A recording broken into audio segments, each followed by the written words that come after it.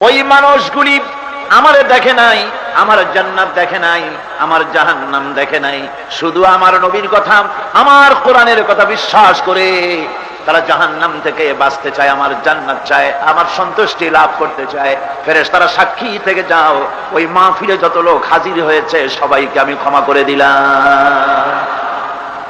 একজন ফেরেশতা বলবেন, আয় আল্লাহ, সবাই থেকে তুমি ক্ষমা করলে করো, তোমার ক্ষমতা আছে, কিন্তু আমি তো দেখতে পেয়েছি কিছু লোক এরকম এসেছে যারা মাহফিলের উদ্দেশ্য করে আসে নাই।